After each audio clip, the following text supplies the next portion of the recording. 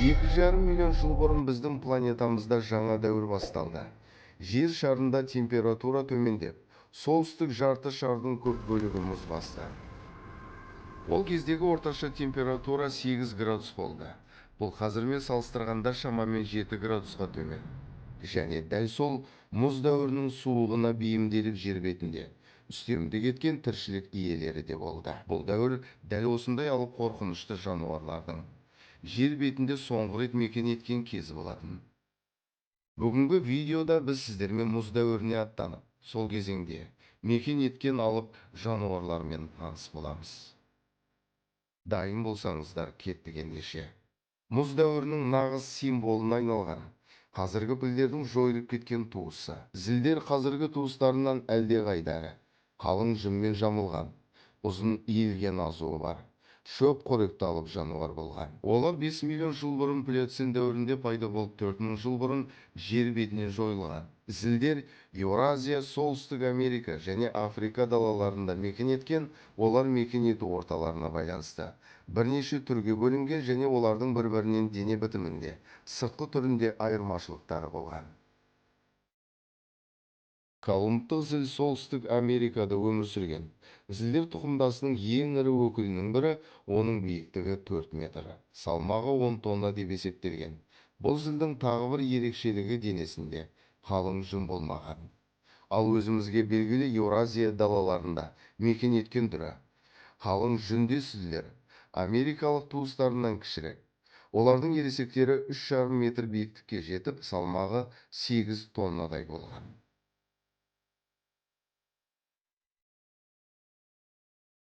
Зілдердің табылған ең ұзын азуы 4 метрден асады.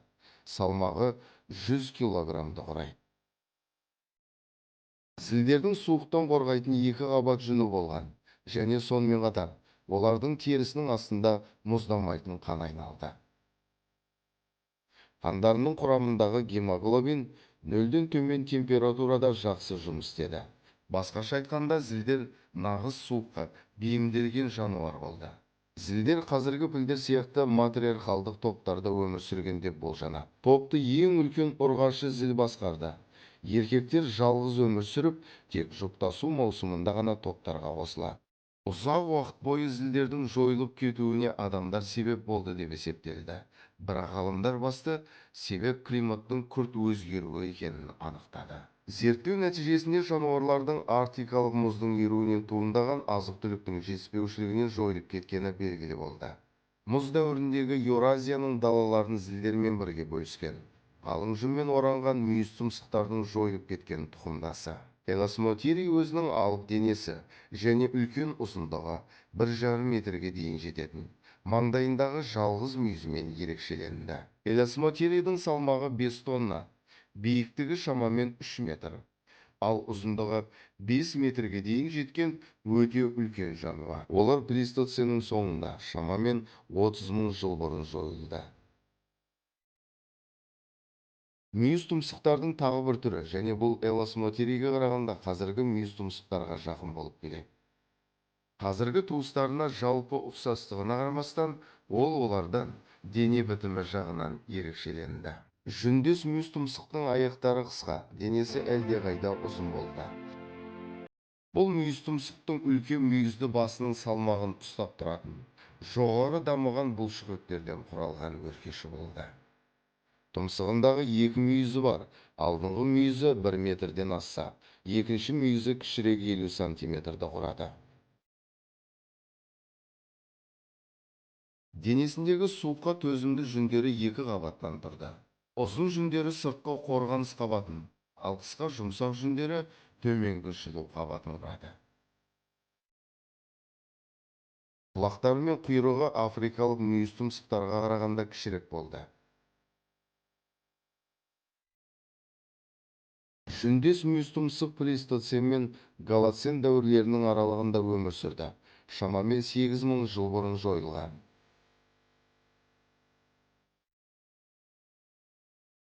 Алып жалқау солтүстік және оңтүстік Америкада өмір сүрген алып жануар. Оның 2 аяқпен тұрғандағы бойы 6 метрге дейін жеткен. Оның салмағы 4 тоннадан асқан. бұл жануар өз дәуірінің ең алып жануарларының бірі болды. Мықты құйрықтарын екі аяқпен тік тұрып, ағаш бұтақтарымен қоректену кезінде пайдаланған. Ол өзінің 17 сантиметрлі ұзын тырнақтарын қоректенуден бөлек, жыртқыш жануарлардан қорғану үшін де қолданған.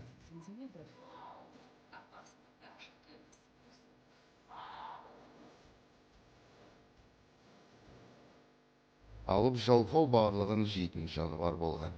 Тіпті өлексеменде деген болжам бар. Алайда зерттеулер нәтижесінде оның тісінің құрылымы оны жоққа шығарады. Бұл алып жалқаулардың бірнеше түрлері болды, және олар шамамен 10 000 жыл бұрын жойылып кетті. Дидикурус оңтүстік Америкада өмір сүрген сауыттан. Дидикурустың ұзындығы 4 метрге және салмағы 1,5 тоннаға жетті. Сауытында шамамен 2,5 сантиметр болатын 1800 сүйек тақталарынан тұрды. Дидикурустың күшті құйрығының соңында салмағы 74 килограммға дейін жететін тікенді сойыл болды.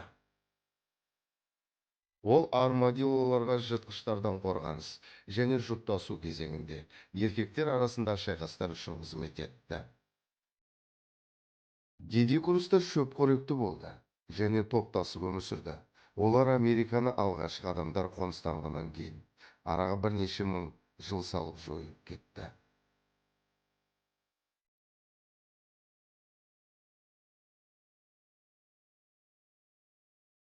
Бір кездері біздің планетамызда дәл осындай алыптар мекен еткен болатын. Өкінішке орай енді біз оларды қазіргі технологияның көмегімен ғана зерттеп көре аламыз. Видео қызықты әрі пайдалы болса, арнама жазылып, лайк басып, пікір қалдыруды ұмытпа. Келесі кездескенше сау болыңыздар.